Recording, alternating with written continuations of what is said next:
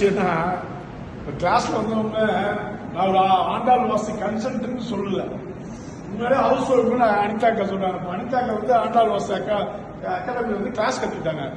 என்ன சொல்லணும் இப்ப இன்னைக்கு சொல்லல, நான் வந்து ஆண்டாள் வாசியோட ட்ரெயினர்னு சொல்லல, ஹவுஸ் ஒய்ஃப்னு சொன்னீங்க. அப்ப எப்படி சொல்லணும் ஜெயிக்க முடியும்? நிச்சயமா ஜெயிக்கணும்னா நம்ம ஒரு கலையை வளர்த்துக்கிட்டு அந்த கலையை பெரிய லெவலில் ஜெயிக்கணும். எல்லாருக்கும் ஒரு வாய்ப்பு நல்லா தெளிவா பேசணும். அடுத்தவங்களுக்கு நம்ம பேசுறது புரியுற மாதிரி ரொம்ப சத்தம் போட்டு பேசணும் தேவையில்லை. நம்ம பேசுற இதை வந்து எப்படின்னா கிடையாது. அடுத்தாக்கா என்ன சொன்னோம், ஆண்டாள் வாசி அகாடமியோட கிளாஸ் எடுத்துட்டாங்க. அவங்க வந்து இன்னைக்கு அவங்க வந்து கன்சல்ட் ஆண்டாள் வாசி டிராயிங் போட தெரியும், அந்த அளவுக்கு அவங்க ட்ரெயின் பண்ணிருக்கோம். இப்ப எல்லாருமே வந்து ஆண்டாள் வாசி அகாடமியை உருவாக்கி மக்களுக்கு இன்னைக்கு எந்த யூடியூப்பை பார்த்தாலும் சரி, நம்ம தொலைக்காட்சி எதை பார்த்தாலும் எல்லாமே பரிகாரங்கள் ஆகிப்போச்சு.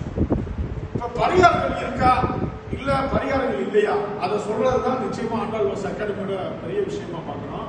நாங்க எந்த இடத்துலயும் பரிகாரமே கிடையாது. பரிகாரம் வேலை செய்யுமானா அப்ப பரிகாரம் விற்கிறது தான் நல்லா இருக்கும் இல்லையா? பரிகாரத்தை நம்ம வாங்கினா நம்ம தன்னம்பிக்கை இல்லாத ஆளாயிரும். அப்ப நம்ம என்ன பண்ணணும், பரிகாரங்களுக்கு முன்னாடி நிச்சயமா போகக்கூடாது. அப்ப இன்னைக்கு திறந்தா எதை எடுத்தாலும் இன்னைக்கு காத்தாலாண்டி தூக்கி அடிச்சு ராசி பலன் பார்க்கறது, காத்தாலாண்டி தூக்கி அடிச்சு பேப்பர் படிக்கிறது, அப்ப நெகட்டிவான விஷயங்களை நம்ம பண்ணா தினமும் நம்ம நெகட்டிவ்ல போய் மாட்டிக்கிறோம். அது யாரா இருந்தாலும் சரி, யூனிவர்ஸ் என்ன பண்ணுனா எல்லாத்துக்கும் ஒன்றுதான் தரும். யூனிவர்ஸ் என்ன பண்ணுனா நம்ம இந்து மதம், முஸ்லீம் மதம், கிறிஸ்டின் மதம் எல்லாம் பார்க்காது. யூனிவர்ஸை யாரு சரியா செயல்படுத்துறாங்களோ அது அப்படியே ஆகட்டும்னு சொல்லுவோம்.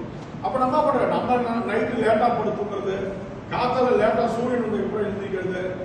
அப்ப நம்ம சின்ன சின்ன விஷயம், நம்ம நைட்டு படுக்கிற நம்ம வீட்டில் உள்ள கிச்சன்ல உள்ள டேபிள் எல்லாம் கிளீன் பண்ணிட்டு படுக்கணும், கிச்சன் அடுப்பை தொடச்சிட்டு படுக்கணும், சிங்க்ல உள்ள ஜாமான்லாம் கழுவிட்டு படுக்கணும். இதுதான் உண்மை.